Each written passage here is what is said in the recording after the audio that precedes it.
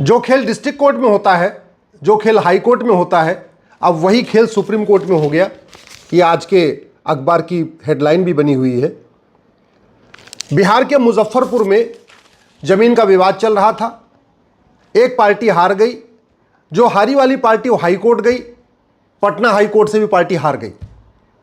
फिर वो supreme court आया और सुप्रीम कोर्ट में आके जैसे उसने मैटर फाइल किया, उसने जीती हुई पार्टी के नाम पे एक वकील खड़ा कर दिया। जो पार्टी जीत गई थी डिस्ट्रिक्ट कोर्ट से, जो पार्टी जीत गई थी हाई कोर्ट से, उसको सुप्रीम कोर्ट आने की जरूरत नहीं थी। वो तो आराम से घर बैठा हुआ था, वो घर में खुशी मना रहा था, चलो हम तो जीत गए। हारी वाली पार्टी ने सुप्रीम कोर्ट में जीती हुई पार्टी के नाम पे एक फर्जी वकील खड़ा कर दिया, एक कैविएट फाइल करा दिया। जब जिस दिन नोटिस इशू होना हुआ, उस दिन जो फर्जी वकील खड़ा था उसने नोटिस इशू एक्सेप्ट कर लिया। जब नोटिस एक्सेप्ट कर लिया तो सुप्रीम कोर्ट की रजिस्ट्री ने जो जीती हुई पार्टी थी उसके घर पे कोई नोटिस भेजा नहीं। तो जीती हुई पार्टी को पता ही नहीं चला कि हारी हुई पार्टी सुप्रीम कोर्ट में क्या खेल चल रही है।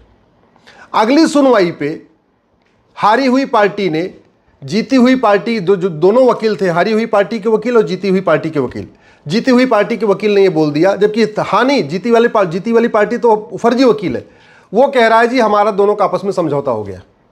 और दोनों के समझौते के आधार पर सुप्रीम कोर्ट ने ऑर्डर पास कर दिया। जो डिस्ट्रिक्ट कोर्ट का फैसला था, जो हाई कोर्ट का फैसला था, उसको पलट भी दिया।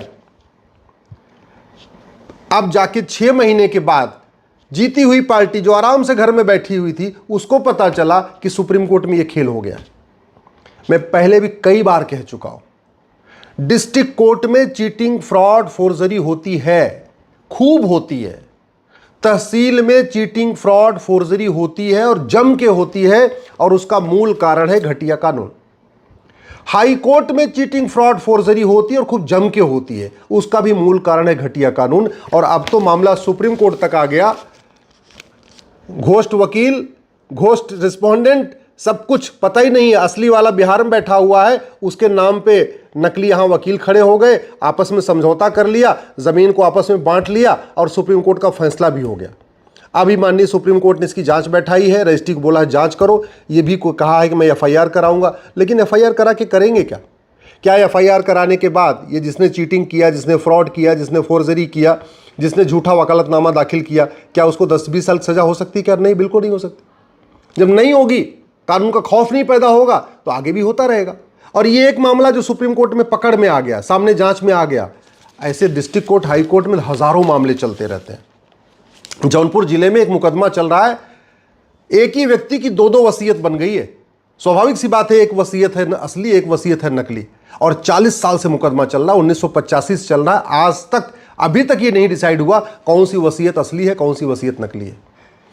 डिस्ट्रिक्ट कोर्ट में, तहसील में, हाई कोर्ट में फर्जी आधार पेश किए जाते हैं, फर्जी राशन कार्ड लगाए जाते हैं, फर्जी ड्राइविंग लाइसेंस यूज किए जाते हैं, फर्जी वोटर आईडी यूज किए जाते हैं, फर्जी बर्थ सर्टिफिकेट यूज किए जाते हैं, फर्जी एज सर्टिफिकेट यूज किया जाते हैं। क्यों? क्योंकि फर्जीवाड़ा करना कोई गंभीर अपराध नहीं।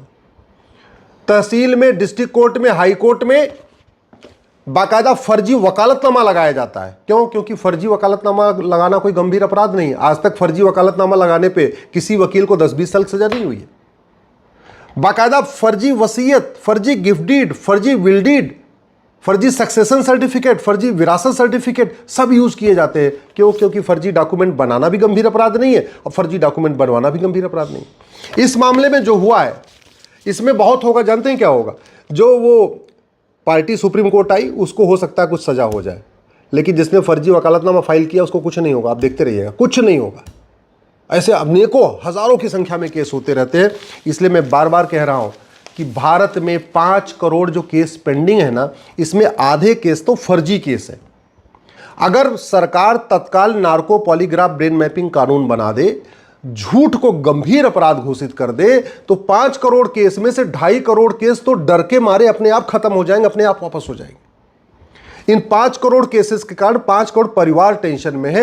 एक परिवार में अगर 6 आदमी मान के चलिए तो 30 करोड़ लोग टेंशन में। एक अमेरिका की जनसंख्या 30 करोड़ है, एक अमेरिका के बराबर लोग भारत में मुकदमों के कारण टेंशन में। रूस की जनसंख्या 15 करोड़ है, यानी 2 रूस के बराबर लोग भारत में मुकदमों के कारण टेंशन में।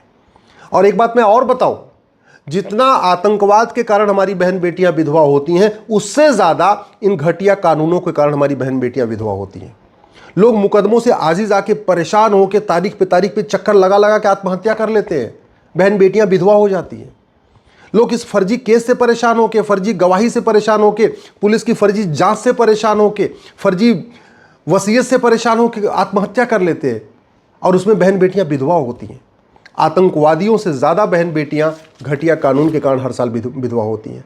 आतंकवादी जितनी बहन बेटियों का सुहाग उजाड़ते हैं, जितनी बहन बेटियों का सिंदूर उजाड़ते हैं, उससे ज़्यादा सिंदूर भारत में घटिया कानून के कारण उजड़ता है। इसलिए मैं माननीय प्रधानमंत्री से निवेदन कर रहा हूँ, जो प्लान्ड क्राइम होता है और पैसे के लिए अपराध किया जाता है, उसको नॉन बेलेबल बनाइए, नॉन कंपाउंडेबल बनाइए और उसको हीनस क्राइम डिक्लेयर करिए।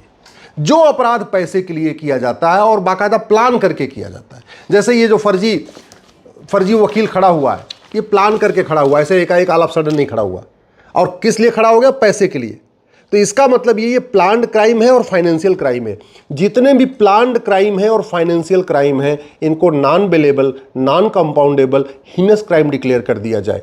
झूठ को गंभीर अपराध घोषित कर दिया जाए। झूठ पकड़ने के लिए नार्को पॉलीग्राफ ब्रेन मैपिंग कानून बना दिया जाए। हर जिले में बाकायदा एक लैब बना दिया जाए। आधे से ज़्यादा मुकदमे खत्म हो जाएंगे। जहां पे आदमी कुछ साइन कर रहा है, अगर उससे अंडरटेकिंग ले लिया जाए कि हाँ, मुझे पता है कि झूठा वकालतनामा फाइल करना गंभीर अपराध है और पकड़े जाने पे 10 से 20 साल की सजा होगी, कोई वकील झूठा वकालतनामा फाइल ही नहीं करेगा। अगर ये गवाहों से लिखवा लिया जाए कि हाँ, मुझे पता है झूठी गवाही देना गंभीर अपराध है, पकड़े जाने पे 10 से 20 साल की सजा होगी, कोई झूठी गवाही करेगा ही नहीं। अगर जहां पे आधार बनता है वहीं पे अंडरटेकिंग ले लिया जाए कि झूठा आधार बनाना, आधार बनवाना गंभीर अपराध है। जहां राशन कार्ड बनता है वहां अंडरटेकिंग ले लिया जाए कि झूठा राशन कार्ड बनाना, झूठा राशन कार्ड बनवाना गंभीर अपराध है। जहां पासपोर्ट बनता है वहां अंडरटेकिंग ले लिया जाए, झूठा पासपोर्ट बनाना, झूठा पासपोर्ट बनवाना गंभीर अपराध है, पकड़े जाने पर 10 से 20 साल की सजा होगी। तो जो डॉक्यूमेंट जहां बनता है, बनाने वाले से भी अंडरटेकिंग लिया जाए, बनवाने वाले से भी अंडरटेकिंग ले लिया जाए। आरटीओ ऑफिस में बाकायदा ड्राइविंग लाइसेंस बनाते समय ही अंडरटेकिंग ले लिया जाए, हाँ, मुझे पता है फर्जी डॉक्यूमेंट के सहारे ड्राइविंग लाइसेंस बनाना और बनवाना गंभीर अपराध है, पकड़े जाने पे 10 से 20 साल से। जैसे ही अंडरटेकिंग लेना शुरू करेंगे, आधा फर्जीवाड़ा ऐसे ही खत्म हो जाएगा। ये होता है कानून का खौफ।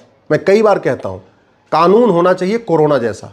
जैसे कोरोना का खौफ होता था ना, अगर हाथ लगाऊंगा तो मर जाऊंगा, ऐसे ही होना चाहिए कानून का खौफ कि अगर हमने कुछ फर्जीवाड़ा किया, मर गए।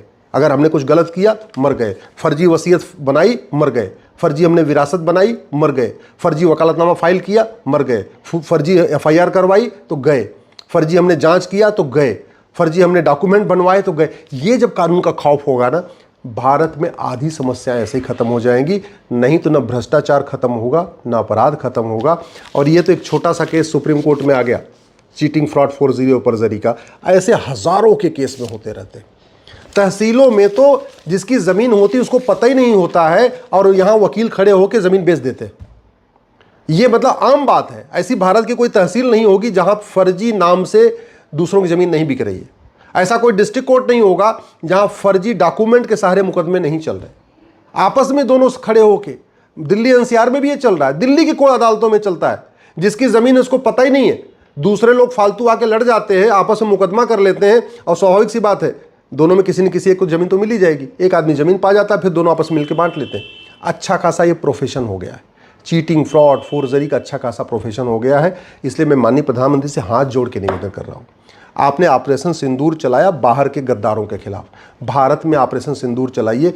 जो अंदर बैठे गद्दार हैं, अंदर जो भ्रष्टाचारी, अंदर जो देशद्रोही बैठे, अंदर जो जासूस बैठे, और अंदर जो इस तरीके का काम करते हैं। बहुत सारे फर्जी लोग डॉक्यूमेंट सारे तो आप जमानत करा लेते हैं, बेल करा लेते हैं, पता ही नहीं होता है। बेचारा जो बलात्कारी, जो पीड़िता है, वो देखती रहती है, उसके सामने जमानत हो जाती है फर्जी डॉक्यूमेंट यूज करके। हत्या हो गई है, उसके माँ बाप परेशान है और हत्यारों को जमानत हो जाती है फर्जी डॉक्यूमेंट के सहारे। तो ये जो फर्जीवाड़ा चल रहा है, इसके लिए ज़रूरी है कि ये नई वाली भारतीय न्याय संहिता, इसमें बदलाव किया जाए। चीटिंग फ्रॉड फोर्जरी को गंभीर अपराध घोषित किया जाए, झूठ को गंभीर अपराध घोषित किया जाए, झूठे डॉक्यूमेंट बनाने को गंभीर अपराध घोषित किया जाए, झूठी वसीयत, झूठी विरासत, झूठा आधार, झूठा राशन कार्ड, झूठा ड्राइविंग लाइसेंस, झूठा बर्थ सर्टिफिकेट, इसको बनाने को गंभीर अपराध घोषित किया जाए। और झूठी एफआईआर, झूठी जांच, झूठी गवाही को गंभीर अपराध घोषित किया जाए, नार्को पॉलीग्राफ ब्रेन मैपिंग कानून बनाया जाए, सबसे अंडरटेकिंग लिया जाए, यही इसका समाधान है। नहीं तो लोग मरते रहेंगे, परेशान होते रहेंगे, तड़पते रहेंगे। आतंकवादियों से हज़ारों गुना ज़्यादा लोग भारत में घटिया कानूनों के कारण परेशान हो रहे हैं।